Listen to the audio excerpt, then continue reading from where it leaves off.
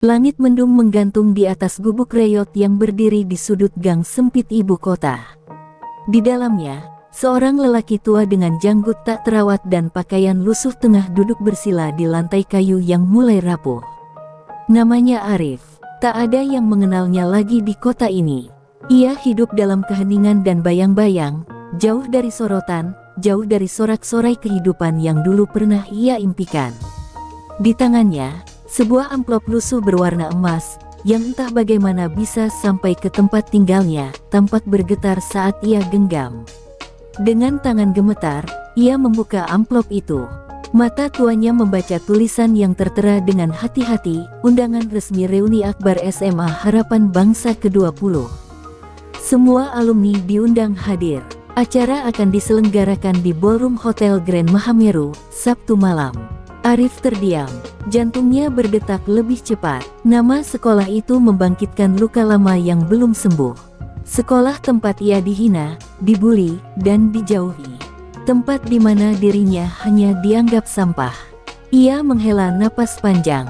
Sejenak ia menoleh ke sudut ruangan, tempat sebuah foto tua tergantung di dinding. Foto dirinya berseragam SMA, berdiri paling ujung dengan wajah datar dan sorot mata penuh luka. Tak pernah ia bayangkan akan kembali menginjakkan kaki di lingkaran itu. Tapi entah mengapa, ada bagian dalam hatinya yang berkata, "Pergilah, Arif. Biarkan mereka melihatmu, meski bukan untuk diakui." Dalam benaknya, ratusan wajah muncul. Rani, gadis cantik yang pernah menertawakannya di depan kelas saat ia memberi surat cinta. Dani, si ketua geng sekolah yang selalu mendorongnya ke selokan saat jam istirahat. Bu Ika, guru ekonomi yang pernah berkata, "Kamu tak akan jadi apa-apa, Arif, kecuali pemulung." Semua itu seperti luka yang kembali berdarah hanya karena sebuah undangan. Arif bangkit pelan. Ia berjalan ke sudut tempat sebuah koper tua tersimpan di balik kain lusuh. Ia membuka koper itu, mengeluarkan sehelai kemeja putih yang sudah menguning dan celana kain yang sedikit bolong di bagian lutut. Baju inilah yang akan ia kenakan malam reuni nanti. Bukan untuk menyamar, tapi untuk menguji nurani. Biar mereka tahu, apakah dunia mereka hanya menerima kemasan luar. Hatinya berkecamuk. Ia tahu bahwa ia bisa saja datang dengan setelan jas mahal, jam tangan ratusan juta, dan mobil mewah. Tapi Arif memilih yang sebaliknya. Ia ingin tahu, apakah orang-orang yang dulu merendahkannya telah berubah. Ataukah dunia ini memang hanya memuja kulit, bukan isi. Langkah Arif mungkin perlahan, tapi tekadnya tak goyah. Ia tahu reuni ini bukan sekadar pertemuan. Ini adalah panggung kebenaran, tempat harga diri yang dulu diinjak akan berdiri kembali. Ia tidak butuh tepuk tangan, tidak juga pengakuan. Yang ia butuhkan hanyalah keadilan bagi dirinya yang dulu pernah dianggap tak berharga. Sabtu sore, hujan rintik-rintik mulai turun membasahi jalanan kota. Arif melangkah keluar dari gubuknya dengan setelan paling rapi yang ia miliki. Kemeja putih pudar, celana kain longgar, dan sepatu lusuh yang solnya hampir copot. Tak ada jas mahal, tak ada parfum mewah. Hanya tubuh renta dan hati yang tak lagi takut terluka. Di wajahnya, tersimpan keteguhan. Namun dalam hatinya, badai kenangan terus mengguncang. Ia naik angkot tua, duduk di pojok sambil memeluk tubuh sendiri. Penumpang di sebelahnya menutup hidung, tak tahan dengan aroma tubuh Arif yang tak tersentuh sabun mahal. Tapi ia diam saja. Setiap ejekan dalam tatapan itu seperti lembaran masa lalu yang dibuka kembali. Ia kembali menjadi bocah kurus di bangku belakang kelas, dijauhi karena miskin, dihina karena tak punya. Angkot melaju, dan di benaknya, waktu memutar ulang potongan hidup yang pernah membuatnya hancur. Sampai akhirnya angkot berhenti di depan gedung Hotel Grand Mahameru yang megah dan menjulang tinggi. Arif turun perlahan, berdiri di depan pintu masuk yang dijaga satpam dengan pakaian necis. Langkahnya tertahan ketika seorang petugas menatapnya curiga. "Pak, mau kemana?" "Ini ada acara privat, untuk alumni sekolah," kata petugas itu, setengah merendahkan. Arif hanya mengangkat undangan dari sakunya. Mata petugas itu menyipit, menatapnya dari atas ke bawah dengan ragu. Tapi akhirnya ia membiarkan Arif masuk, meski dengan tatapan penuh penilaian. Lorong-lorong hotel terasa asing dan dingin. Arif melangkah melewati karpet merah yang membentang seperti jurang antara dirinya dan dunia yang dulu menolaknya. Setiap langkahnya mengundang lirikan, para tamu berdasi menoleh dengan wajah tak percaya. Beberapa berbisik, "Siapa tuh?" Gelandangan nyasar, yang lain terkekeh, mengira ini bagian dari hiburan acara. Sampai akhirnya, Arif memasuki ballroom yang gemerlap. Lampu kristal bergelantungan, tawa dan dentingan gelas bersahutan. Musik klasik mengalun pelan, menciptakan suasana mewah yang kontras dengan kehadirannya. Seketika ruangan menjadi sunyi sejenak saat matanya bertemu dengan puluhan pasang mata yang mengenalnya, atau lebih tepatnya, mengingat siapa dia dulu. Arif. Suara seorang wanita terdengar samar. Ia adalah Rani, wanita yang dulu begitu populer dan cantik. Kini masih anggun dengan gaun berkilauan dan suami berdasi di sampingnya. Ia menatap Arif dengan campuran jijik dan kebingungan. "Kamu masih seperti itu ya?" katanya pelan namun menusuk. Tawa pelan mulai menyebar di sekeliling ruangan. Dani, yang kini bertubuh tambun tapi tetap congkak, mengikut temannya. "Lihat tuh, si miskin satu datang juga. Ngarep traktir kali dia." Dan gelak tawa pun pecah. Namun Arif hanya tersenyum samar. Ia tak marah, tak menjawab. Hatinya sunyi tapi kuat. Ia melihat jam di dinding, menunggu waktu yang telah ia rencanakan dengan matang. Semua akan tiba pada saatnya. Dan malam ini, di tempat paling mewah yang dulu terlalu tinggi untuknya, Arif tak akan lagi diam. Sorot lampu kristal memantul di mata Arif yang berdiri kikuk di tengah ballroom. Semua pandangan kini tertuju padanya, bukan karena kekaguman, melainkan karena keheranan dan penghinaan yang terbungkus senyuman sinis. Mereka tertawa tanpa suara, membisikkan kalimat-kalimat kejam yang menusuk lebih dalam dari peluru. Arif merasakan tatapan-tatapan itu menelanjangi dirinya, seolah-olah seluruh kehinaan masa lalunya dibentangkan kembali di hadapan umum. "Ini reuni alumni, bukan ajang amal," celetuk seorang pria berkemeja mahal sambil tertawa, disambut derai tawa teman-temannya. Di salah satu sudut, sekelompok mantan murid perempuan yang dulu menjadi geng populer mulai berbisik dan mengambil foto Arif diam-diam, lalu tertawa seperti melihat badut sirkus. "Gila, dia beneran datang. Astaga, masih hidup juga ternyata," ujar salah satu dari mereka, menertawakannya seolah hidup Arif adalah lelucon yang tak pantas dilanjutkan. Arif mencoba mencari tempat duduk, namun semua kursi seolah menjauh darinya. Di satu meja, seorang pria berpakaian rapi buru-buru menarik kursinya begitu Arif hendak duduk. "Maaf, sudah dipesan," katanya dingin. Meja lain hanya menatapnya lalu menunduk, pura-pura tak melihat. Arif pun berakhir duduk di bangku sudut dekat dispenser, di bawah AC yang bocor, seperti dulu saat di sekolah, selalu paling belakang, paling sepi, dan paling tak dianggap. Di tengah ruangan, terdengar pengumuman dari MC, memanggil beberapa nama alumni sukses untuk berdiri dan berbagi kisah. Nama-nama itu melenggang ke panggung dengan percaya diri, ada yang jadi dokter, pengusaha kuliner, politikus lokal. Semuanya menyapa sesama teman dengan hangat. Namun tak satu pun dari mereka menyapa Arif. Mereka seperti sengaja menghindari bahkan untuk menoleh padanya. Ia, si hantu masa lalu, hanya pantas diam di pojok saat nama Arif disebut oleh panitia dengan suara ragu. Hanya karena semua nama alumni harus disebut, ruangan malah meledak dengan tawa. "Arif, siapa yang undang dia?" seru Dani lantang. "Mungkin dia cuma nyasar, kasihan juga sih. Tapi bisa-bisanya datang dengan tampang kayak gitu. Geli banget." Semua tertawa keras, tanpa ada rasa malu.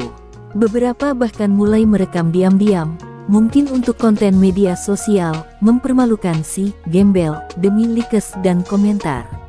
Arif menunduk, bukan karena malu, tapi karena mencoba meredam amarah. Ia tidak datang untuk dibalas dengan hinaan, tapi kenyataan malam itu seakan membuktikan, waktu telah berjalan, tapi hati mereka tetap tertinggal di masa gelap. Tak ada yang benar-benar berubah. Semua topeng masih terpasang, bahkan lebih rapat dari dulu. Ia menghela napas, menatap jam dinding besar di atas panggung. Sebentar lagi, bisiknya dalam hati. Ia memejamkan mata sejenak, membiarkan derai tawa dan sorakan menjadi irama pengingat akan luka-luka lama. Namun kali ini, ia bukan lagi Arif yang dulu, yang akan lari dan sembunyi di balik lorong sekolah. Kali ini ia datang membawa kebenaran yang belum pernah mereka bayangkan. Malam masih panjang, dan permainan baru saja dimulai. Sorak-sorai dan cemoohan malam itu menyeret Arif kembali ke lorong-lorong kenangan yang tak pernah benar-benar hilang dari benaknya. Ia teringat sebuah siang di kelas 11, ketika ia membawa bekal nasi bungkus berisi tahu dan sambal buatan ibunya. Saat membuka bungkusnya, Dani dan gengnya tertawa terbahak-bahak.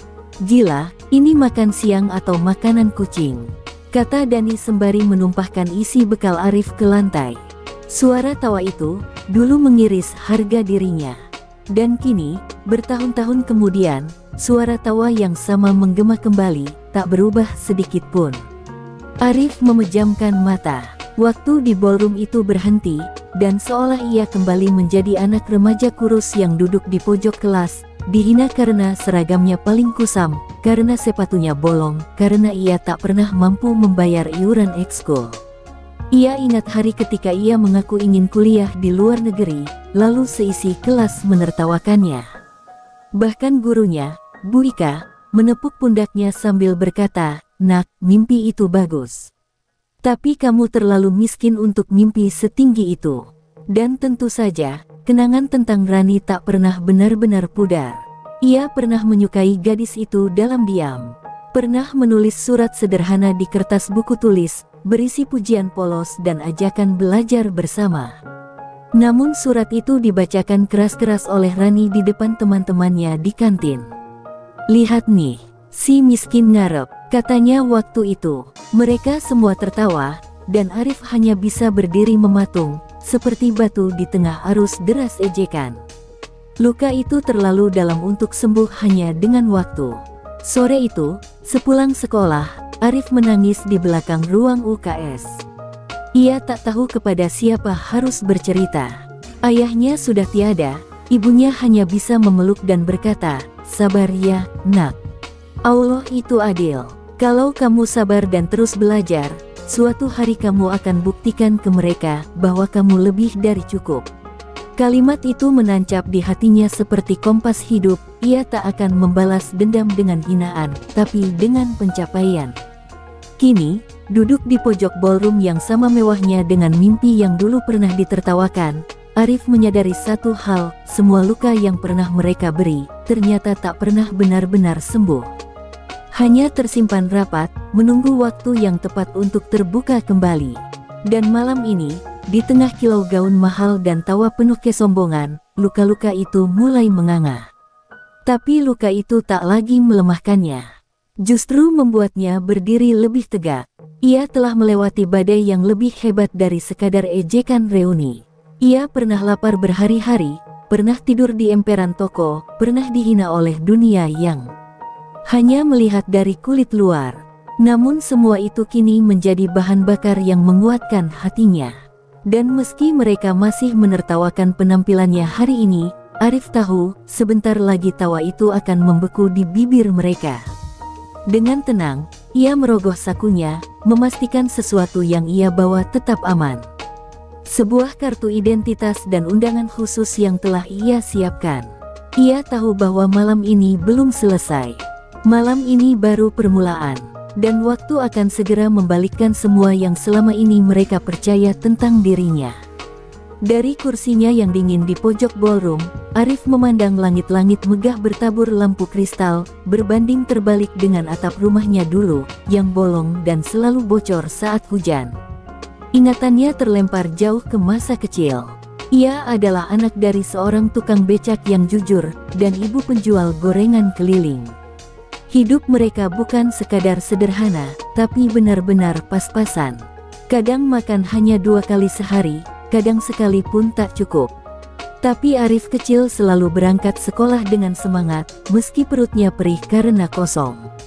Setiap pagi, ibunya akan menyelipkan satu kata sebelum ia pergi, "Jangan kalah, nak. Bukan sama orang lain, tapi sama dirimu sendiri." Kata-kata itu menjadi bekalnya yang tak terlihat. Namun dunia sekolah tak pernah ramah. Teman-temannya menjauh, tak sudi duduk sebangku. Sepatu Arif yang disambung dengan sol ban bekas dijadikan bahan lelucon. Seragamnya yang lusuh menjadi alasan guru-guru tak memanggilnya saat kelas berlangsung. Arif menjadi bayangan di kelasnya sendiri, hadir, tapi tak dianggap. Di rumah, ia belajar dengan cahaya lampu minyak, mengulang pelajaran dengan tekad tak masuk akal. Ia tahu satu-satunya jalan keluar dari kemiskinan adalah ilmu. Tapi kejaran hidup terus datang. Suatu hari, ayahnya jatuh sakit dan tak bisa lagi mengayuh becak. Ibu Arif memaksakan diri bekerja 2 kali lipat. Arif pun ikut membantu, jadi loper koran sebelum sekolah, mencuci motor tetangga setelah pulang, dan menyisihkan uang receh demi bisa beli buku bekas di pasar loak. Saat teman-temannya membanggakan liburan ke luar kota, Arif menghabiskan liburannya bekerja sebagai penjaga warung kecil. Bahkan ketika nilai-nilainya masuk 3 besar, tak ada satupun tepuk tangan dari guru atau teman. Tidak ada selebrasi, tidak ada bangga. Ia hanya dicurigai menyontek, karena mana mungkin anak seperti kamu bisa lebih pintar dari anak pejabat. Disitulah ia belajar, dunia kadang tak adil, dan yang miskin harus bekerja 1000 kali lebih keras hanya untuk dipandang setara. Namun Arif tak pernah menyerah. Ia mengirimkan surat demi surat ke lembaga beasiswa luar negeri, dengan bahasa Inggris yang ia pelajari sendiri dari koran bekas dan kamus rusak. Ia belajar menulis dengan cara menjiplak kalimat demi kalimat, lalu mencocokkannya. Tak ada guru les, tak ada bimbingan. Hanya tekad dan keyakinan bahwa ia bisa keluar dari kehidupan yang menekannya sejak lahir. Hingga suatu hari, sebuah surat datang dari universitas di Kanada. Ia mendapatkan beasiswa penuh, biaya hidup, asrama, dan tiket pesawat. Tapi surat itu datang sehari setelah ibunya meninggal karena kelelahan bekerja. Arif menangis dalam diam di sisi jenazah ibunya, menggenggam surat itu erat-erat. Dunia seperti mencubitnya keras, kebahagiaan itu datang, tapi bukan untuk dibagi bersama orang yang paling berjasa. Ia terbang ke negeri asing dengan hati patah, tapi tekad utuh. Kisah itu tak pernah ia ceritakan ke siapapun. Di hadapan dunia, Arif tetap si miskin. Tapi di dalam dirinya, ia adalah prajurit yang telah bertempur dalam perang tanpa senjata. Dan kini, saat duduk di ruangan mewah tempat orang-orang dulu menginjaknya, ia membawa luka itu bukan untuk dikasihani, tapi untuk menjadi bukti bahwa anak miskin yang dulu mereka cemooh, kini telah menjadi sesuatu yang tak bisa mereka bayangkan. Kanada menyambut Arif dengan suhu minus 10 derajat dan kesepian yang menusuk hingga ke sumsum tulang. Ia tiba dengan koper kecil dan kenangan besar akan ibunya yang kini hanya bisa ia temui dalam doa. Bahasa yang terbata-bata, perut yang kerap kosong, dan pandangan sinis dari orang-orang asing membuat hari-harinya seperti medan perang. Ia harus bekerja di dapur restoran sebagai pencuci piring sepulang kuliah, hanya demi bisa membeli roti bekas di supermarket diskon.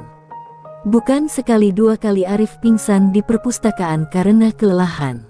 Ia tidur hanya 3 jam sehari, mengisi waktunya dengan membaca, menulis, dan mencoba memahami dunia yang begitu asing. Pernah suatu malam, ia diusir dari asrama karena salah paham administratif. Ia tidur di halte bus, hanya berselimut jaket tipis. Saat itu, ia hampir menyerah.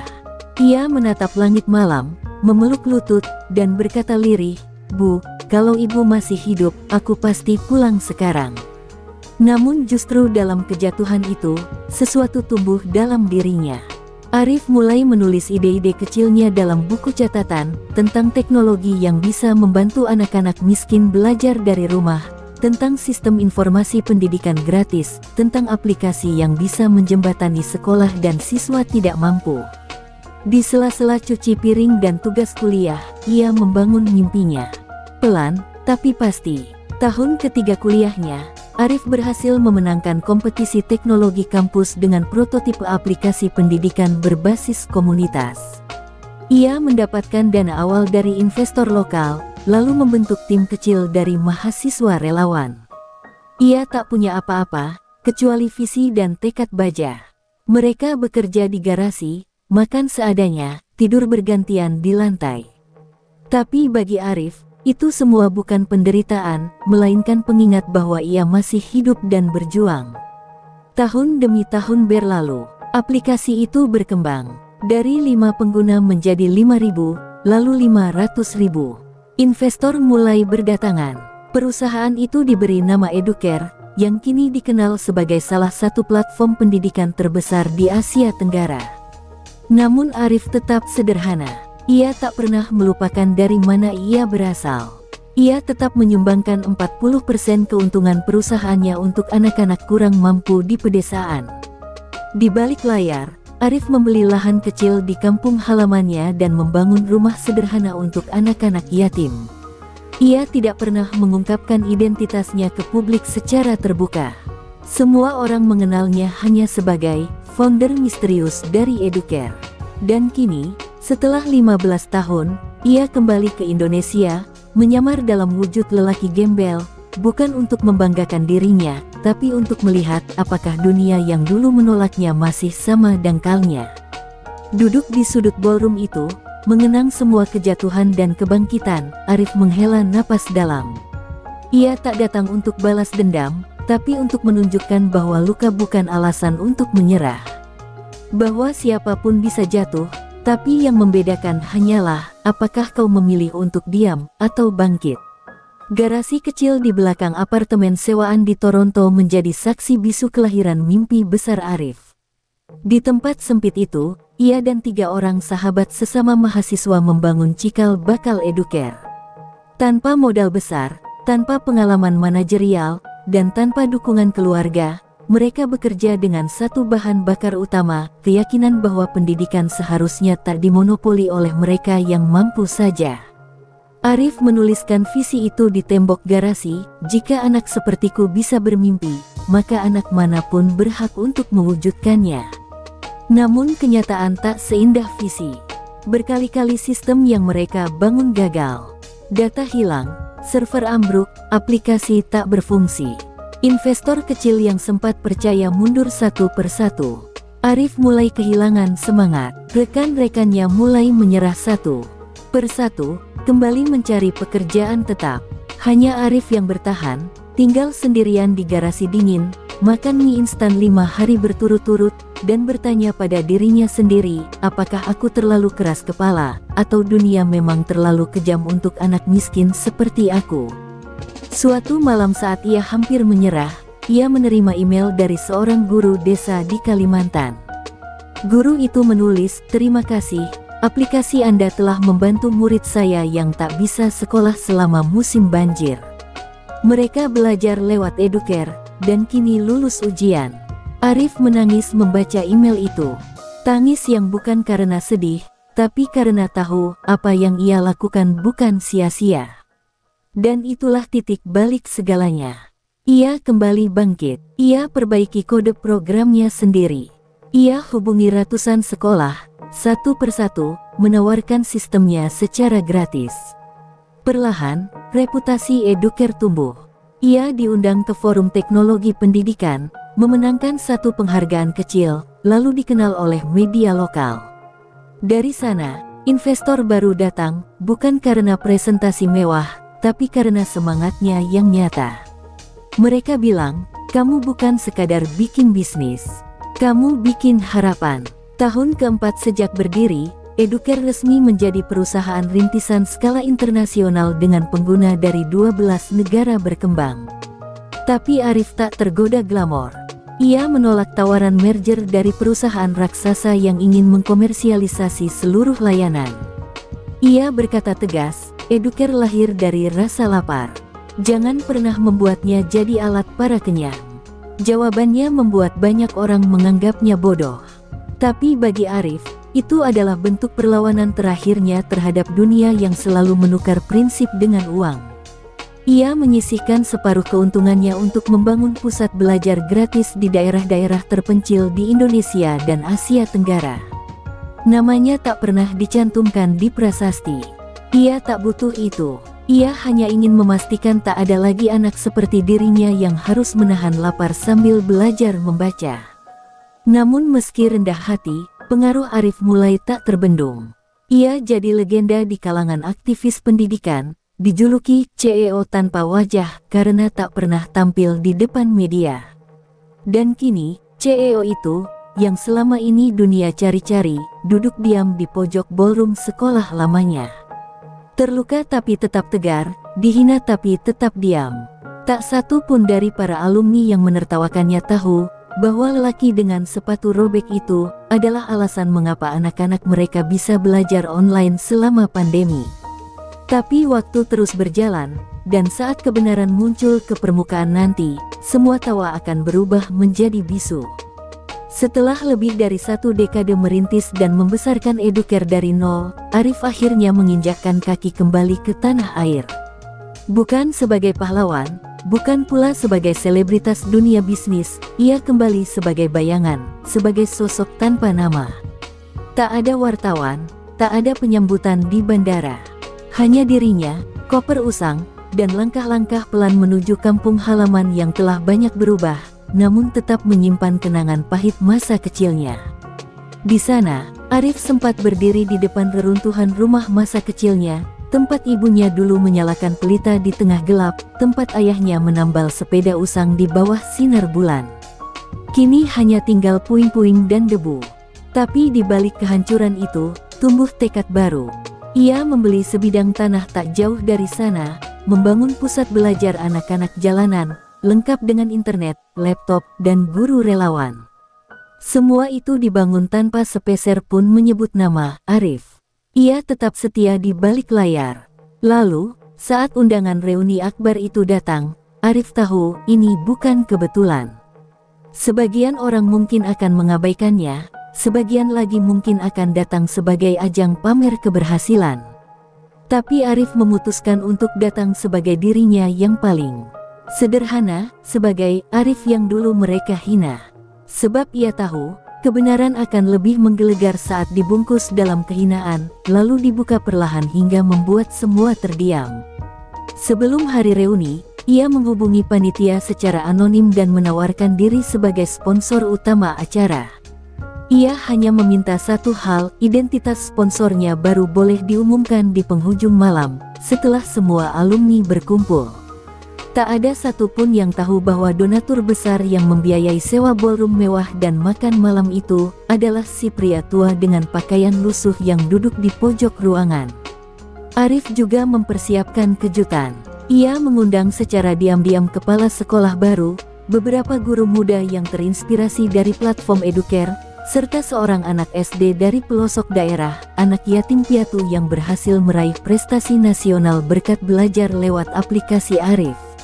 Anak itu akan menjadi bagian dari pidato penutup dan menyebut nama yang selama ini hanya mereka dengar sebagai pendiri Educare yang misterius. Dan malam itu pun tiba. Arif duduk diam, menyimak setiap percakapan sombong dari teman-teman lamanya. Mereka pamer jabatan, harta, pasangan, bahkan kecantikan yang mereka beli dengan perawatan mahal. Tak satu pun menyadari bahwa lelaki yang mereka tertawakan malam itu telah berjuang lebih keras dari mereka semua, bukan untuk status, tapi untuk memberi hidup pada yang tak punya pilihan. Sementara sorak tawa terus menggema di sekelilingnya, Arif melirik jam tangannya yang sudah butut. Jarum menunjukkan pukul 20.45. 15 menit lagi, MC akan naik ke panggung untuk mengumumkan tamu kehormatan dan sponsor utama reuni akbar 2025. Arif menarik napas dalam-dalam. Ini bukan malam balas dendam. Ini adalah malam di mana kebenaran akhirnya mendapat panggung yang pantas. Lampu ballroom meredup perlahan. Musik latar berhenti. Semua mata tertuju ke panggung saat MC berseru, "Hadirin sekalian, tibalah kita pada momen yang paling ditunggu malam ini, penyerahan apresiasi kepada sponsor utama reuni akbar tahun ini, seseorang yang secara anonim membiayai seluruh acara ini dan ternyata adalah alumni kita sendiri. Ruangan seketika hening.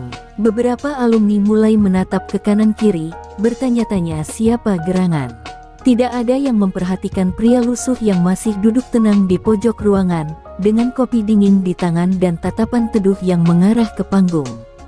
MC melanjutkan dengan nada antusias, beliau juga adalah pendiri dan CEO dari platform pendidikan internasional Educare, yang telah membantu jutaan anak kurang mampu di berbagai negara.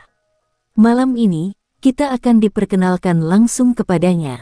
Dan sebelumnya, izinkan kami memutar video singkat dari salah satu murid penerima manfaatnya. Layar besar turun, lampu padam total. Semua perhatian kini terkunci pada satu titik.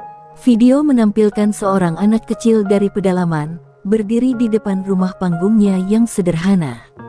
Dengan mata berkaca-kaca, ia berkata, "Saya bisa belajar lagi setelah banjir menghancurkan sekolah kami, karena ada aplikasi Educare." "Terima kasih, Pak Arif." Suasana mendadak berubah. Nama itu, Arif, menggema di seluruh ruangan seperti dentuman petir.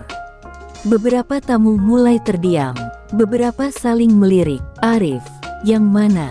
Lalu lampu sorot mengarah ke satu titik, kursi paling pojok, tempat Arif duduk sejak awal malam.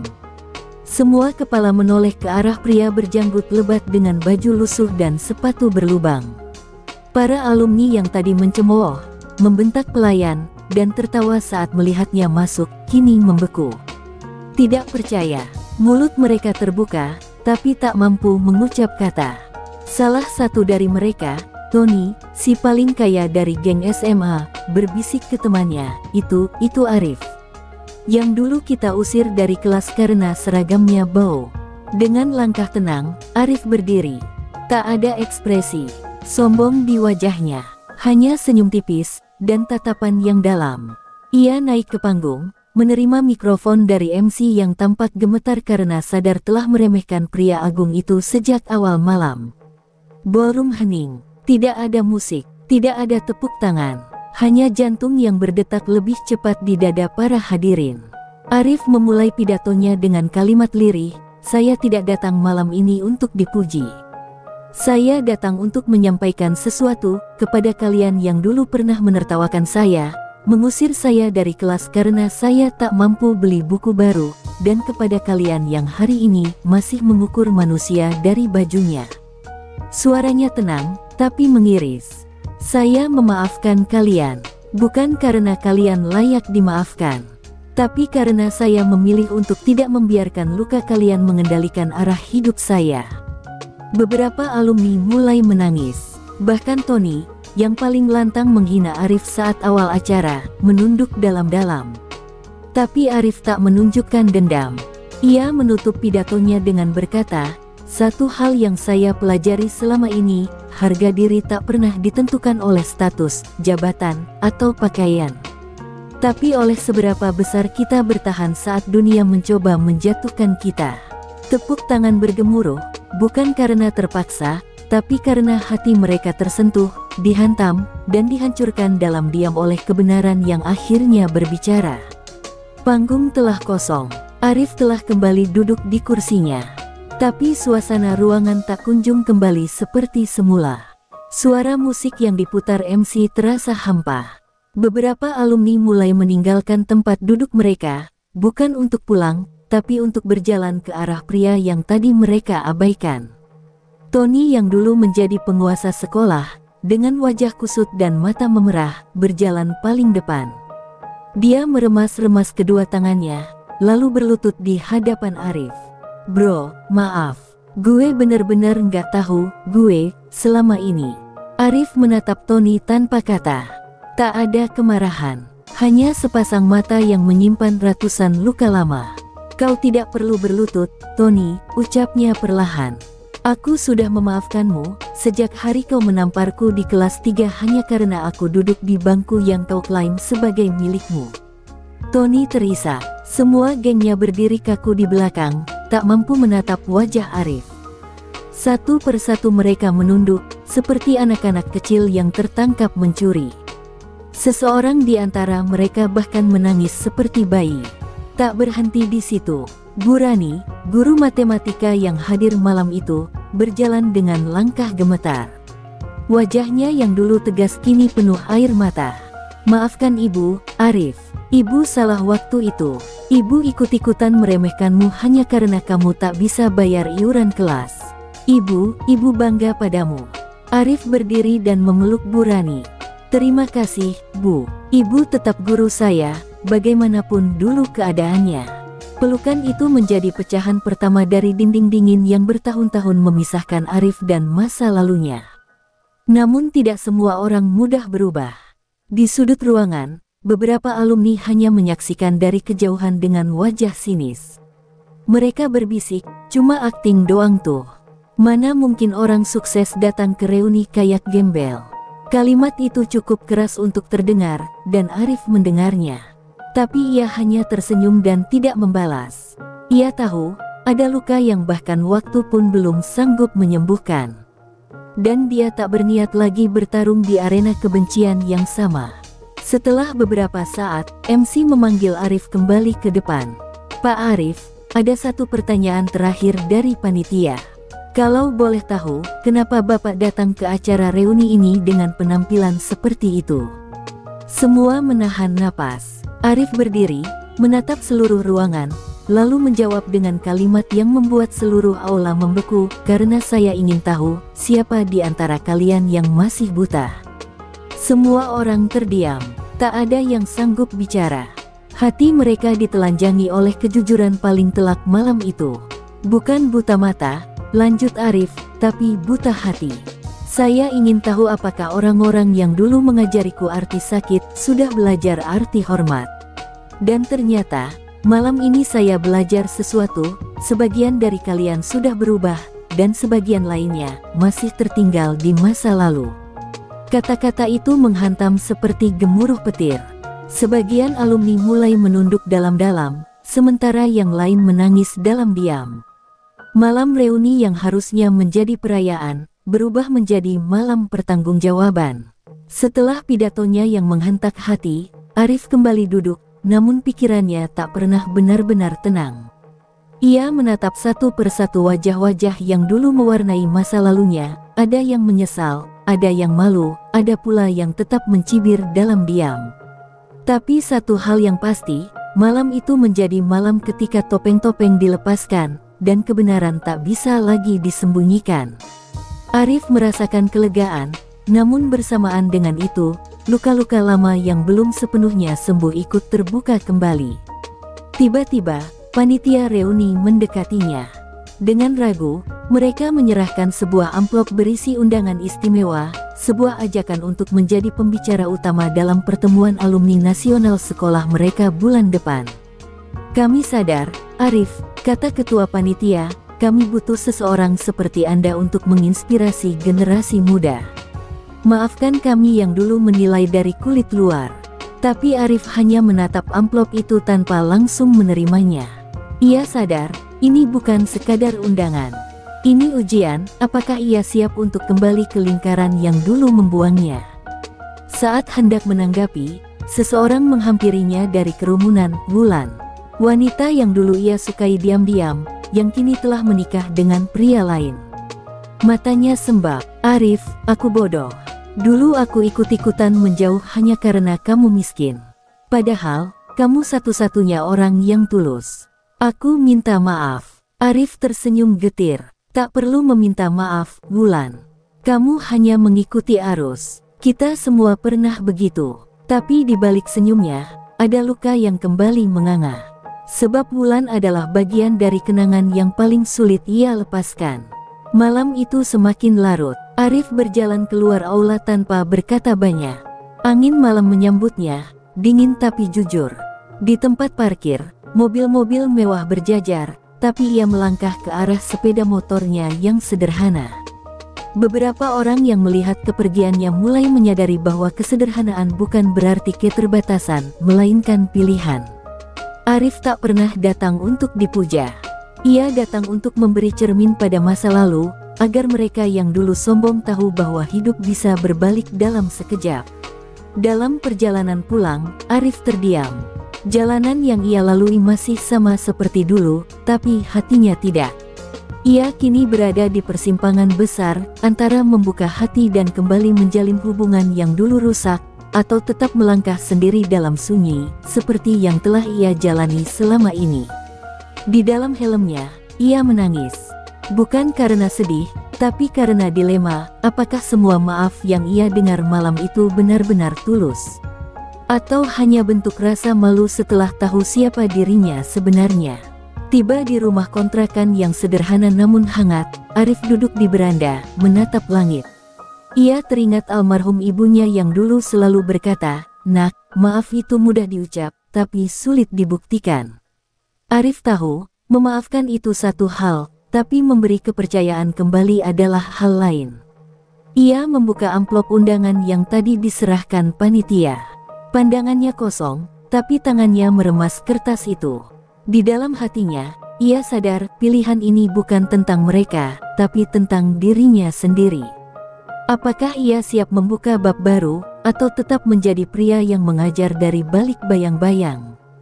Dan malam itu, sebelum tidur, Arif menulis satu kalimat. Di buku hariannya, memaafkan adalah kekuatan. Tapi mempercayai kembali adalah pilihan. Sebuah keputusan besar harus segera dibuat. Tapi belum malam ini. Ia tahu, esok adalah hari baru, dan jawabannya akan lahir dari keheningan malam. Pagi itu, Arif terbangun lebih awal dari biasanya. Hujan turun perlahan membasahi atap rumah kontrakannya yang sudah mulai lapuk. Aroma tanah basah menyeruak masuk melalui celah-celah jendela. Ia duduk diam di ranjang, memandangi buku hariannya yang terbuka pada tulisan semalam. Kata-kata itu terus berputar di kepalanya, memaafkan adalah kekuatan. Tapi mempercayai kembali adalah pilihan. Ia tahu, masih ada sesuatu yang belum selesai, bukan hanya dengan orang-orang di reuni itu, tapi dengan dirinya sendiri. Di meja makan kecil yang reot, Arif membuka laptopnya. Puluhan email masuk, sebagian besar dari peserta reuni yang semalam bersikap dingin atau bahkan mempermalukannya. Semuanya tiba-tiba berubah manis, mengagumi, memuji, meminta maaf. Tapi semakin banyak kata manis itu datang, semakin sesak dadanya. Ia merasa bukan dihormati, tapi dikasihani. Bukan disambut kembali sebagai teman, tapi diposisikan sebagai seseorang penting yang harus disenangkan. Arif memejamkan mata, hatinya memberontak. Ia tak ingin dihargai karena jabatan, melainkan karena jati dirinya. Tiba-tiba matanya tertumbuk pada satu email yang berbeda. Dari Fajar, satu-satunya teman semasa sekolah yang dulu membelanya saat ia dijahili. Fajar menghilang setelah lulus, kabarnya merantau dan hidup sederhana. Dalam emailnya, Fajar menulis, "Arif, aku lihat kamu berdiri dengan kepala tegak di tengah semua itu. Tapi aku tahu, kamu pasti lelah. Kalau suatu saat kamu butuh tempat untuk jadi Arif yang dulu, datanglah ke bengkel kecilku di pinggir kota. Aku selalu ada." Air mata Arif jatuh perlahan. Di tengah dunia yang kini mengaguminya karena kekayaan, masih ada seseorang yang melihat dirinya sebagai manusia, bukan CEO. Arif memutuskan keluar rumah. Ia naik motornya menyusuri hujan yang belum reda. Jalanan becek tak ia pedulikan. Ia menuju satu tempat yang sudah lama tak ia kunjungi, rumah masa kecilnya, yang kini kosong dan nyaris rubuh. Di depan pagar yang berkarat itu, ia berdiri. Kenangan masa lalu menyeruak, suara tawa ibunya, tangis malam saat mereka kelaparan, dan malam-malam penuh doa ketika hidup tak berpihak. Ia bersandar di pagar itu, tubuhnya lelah bukan karena pekerjaan, tapi karena kenangan yang terus menuntut penebusan. Tiba-tiba seorang ibu tua tetangganya muncul dari balik pintu rumah sebelah. "Arif, ya Allah, kamu sekarang sukses sekali, Nak. Tapi matamu masih seperti dulu. Luka, ya." Arif tersenyum pahit. "Luka itu tidak pernah benar-benar sembuh, Bu. Hanya saja sekarang aku pandai menyembunyikannya." Wanita tua itu memeluknya. Tak ada kata-kata bijak, hanya pelukan hangat yang membuat hati Arif terasa diredam dari badai. Hari mulai sore saat Arif pulang kembali ke kontrakan. Ia menyalakan kembali laptopnya dan menatap undangan alumni nasional yang kemarin disodorkan padanya. Kali ini, ia menulis balasan. Singkat, jelas, dan mengejutkan, terima kasih atas undangannya. Tapi izinkan saya memilih menjadi inspirasi dari kejauhan. Karena yang saya perjuangkan bukanlah sorotan, tapi nilai hidup yang sesungguhnya. Ia menekan tombol kirim dengan tenang. Untuk pertama kalinya, Arif merasa bebas memilih dirinya sendiri, bukan citra yang orang lain inginkan. Hari-hari setelah reuni berlalu dengan cepat, namun luka di hati Arif seperti tak kunjung sembuh. Ia kembali ke rutinitas sebagai CEO, menandatangani kontrak-kontrak besar dan memimpin rapat penting. Tapi setiap senyum rekan kerja, setiap ucapan selamat, terasa seperti gema palsu dari dunia yang hanya menghormatinya karena status. Di ruang kerjanya yang mewah dan dingin, Arif duduk termenung, menatap foto masa kecilnya yang kusam. Dalam foto itu, ia mengenakan seragam sekolah penuh tambalan, dengan mata yang menyimpan harapan, yang kini entah kemana hilangnya. Satu malam, Arif menghadiri sebuah acara penghargaan bergengsi di Hotel Bintang 5, di mana ia dinobatkan sebagai tokoh inspiratif nasional. Tepuk tangan membahana saat namanya disebut. Ia berjalan ke atas panggung dengan langkah tenang, mengenakan jas mahal dan dasi sutra. Tapi di balik jas itu, dadanya bergemuruh. Dalam sorotan lampu, semua mata memandangnya, dulu mereka menginjaknya, kini mereka menyanjungnya. Tapi apakah semua itu layak? Atau hanya topeng dari dunia yang penuh kemunafikan? Saat tiba giliran memberi pidato, Arif terdiam cukup lama. Ia menatap audiens yang terdiri dari para tokoh penting, mantan guru-guru sekolahnya, bahkan beberapa wajah yang dulu pernah menertawakannya di reuni.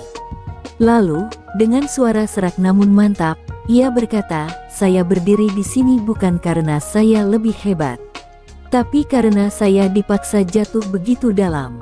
Kalian tidak pernah tahu rasanya tidur di emperan toko, atau makan dari sisa orang lain. Saya bukan inspirasi. Saya hanya bukti bahwa hinaan bisa berubah menjadi bahan bakar." Ruangan itu hening. Beberapa orang mulai gelisah. Tapi Arif melanjutkan, "Hari ini kalian berdiri dan bertepuk tangan untuk saya. Tapi ketika saya datang ke reuni dalam keadaan compang camping, kalian memalingkan muka. Saya ingin bertanya, apakah penghargaan ini kalian berikan karena hati kalian sudah berubah, atau karena posisi saya yang sekarang?" Suasana semakin tegang. Wajah-wajah yang tadi berseri, kini menunduk tak sanggup menatap balik. Setelah turun dari panggung, Arif tidak duduk kembali. Ia langsung keluar dari ballroom, melewati karpet merah dan sorotan kamera. Para wartawan mengejar, bertanya, memohon wawancara. Tapi ia hanya berkata lirih, "Tulislah apapun yang kalian mau. Tapi tolong tulis juga, bahwa manusia tidak boleh diukur dari pakaian, kendaraan, atau status. Tulislah bahwa harga diri bukan milik orang kaya saja." Ia masuk ke mobil sederhana yang ia kendarai sendiri malam itu, meninggalkan kemewahan di belakangnya. Malam itu, ia berhenti di sebuah warung kecil di pinggir jalan. Duduk di bangku plastik, ia memesan kopi hitam dan nasi goreng sederhana. Di seberangnya, duduk seorang pemulung tua yang awalnya tak mengenalnya. Mereka berbicara tentang hidup, tentang luka, tentang kekuatan bertahan. Arif merasa lebih dihargai di warung pinggiran itu dibanding di panggung megah manapun.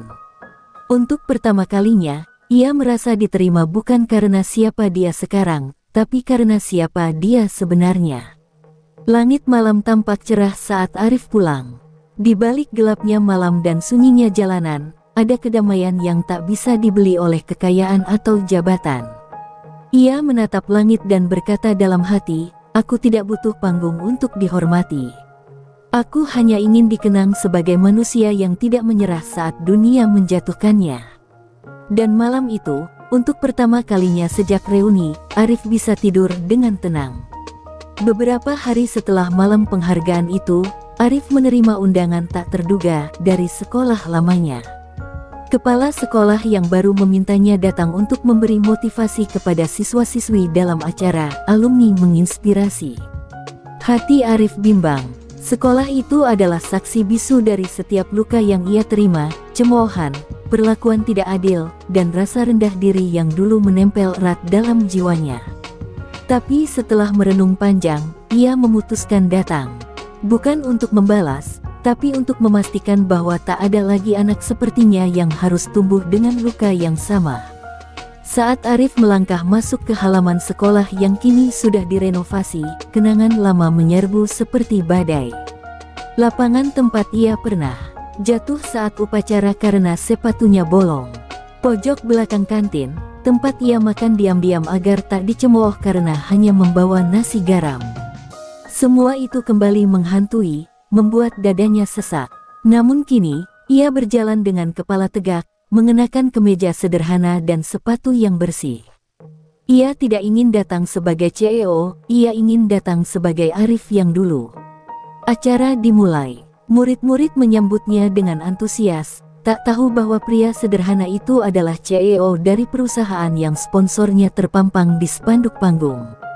Tapi di antara guru-guru yang duduk di kursi tamu, ada satu wajah yang membuat langkah Arif tertahan, Pak Darto. Guru matematika yang dulu sering mempermalukannya di depan kelas hanya karena tidak mampu membeli buku latihan. Mata mereka bertemu, sekilas saja, tapi cukup untuk menyayat kembali luka yang belum sepenuhnya sembuh.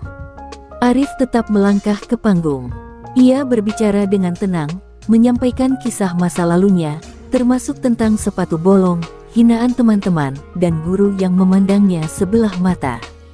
Suasana berubah sunyi, beberapa siswa mulai menunduk, dan para guru saling pandang. Arif tidak menyebut nama siapapun, tapi kata-katanya seperti pisau yang mengupas lapisan kemunafikan. Ia menatap lurus ke arah Pak Darto saat berkata, "Jangan pernah anggap remeh anak yang duduk paling belakang hanya karena bajunya lusuh.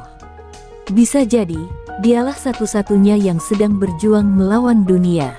Setelah acara, Pak Darto menghampiri Arif di lorong kelas yang dulu sering menjadi tempat Arif dimarahi.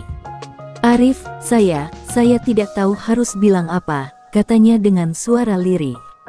Arif menatapnya, matanya tenang, tapi dalam. "Pak, tak perlu berkata apa-apa," jawabnya singkat. "Dulu saya pernah berharap Bapak hanya sekali saja bertanya, 'Arif, kamu baik-baik saja?' Tapi itu tak pernah terjadi." Pak Darto tertunduk, menggenggam tangan Arif namun tak mendapat balasan. Keheningan itu lebih keras dari teriakan apapun. Arif kemudian berjalan menuju halaman belakang, tempat pohon besar masih berdiri tegak. Ia duduk di bawahnya, seperti dulu saat ia kabur dari pelajaran karena malu. Tapi kini, ia duduk sebagai pria yang telah melewati badai. Beberapa siswa mendatanginya, mengajukan pertanyaan dengan polos dan penuh kagum. Arif tersenyum, menjawab mereka dengan sabar. Dalam hatinya ia tahu, jika satu anak saja bisa terinspirasi untuk tidak menyerah, maka semua luka yang dulu ia alami menjadi tak sia-sia. Ketika hari mulai senja, Arif meninggalkan sekolah dengan langkah ringan. Ia tak membawa dendam, hanya sepotong kecil harapan bahwa dunia pendidikan bisa lebih manusiawi. Bahwa seorang anak miskin tidak lagi harus membayar harga yang mahal hanya untuk bermimpi. Ia melangkah keluar gerbang, tapi kali ini tanpa beban di pundaknya. Masa lalu mungkin tak bisa diubah, tapi masa depan bisa ditulis ulang, dan ia telah mulai menulisnya, satu lembar demi satu lembar.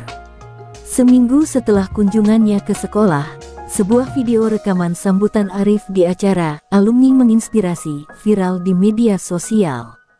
Cuplikan saat ia mengatakan, "Jangan remehkan anak yang duduk paling belakang," tersebar cepat, menyentuh jutaan hati. Warganet mencari tahu siapa pria itu, dan kaget ketika tahu bahwa sosok sederhana itu adalah Arif Ramadan, CEO muda dari perusahaan teknologi yang sedang mendunia. Dunia pun gempar. Semua mata tertuju pada kisah nyata seorang gembel yang bangkit dari hinaan menjadi pemimpin yang dihormati. Berita itu sampai ke telinga mantan teman-teman sekolah Arif, termasuk mereka yang pernah menertawakannya di reuni akbar. Rasa malu menjalar ke setiap sudut hati mereka.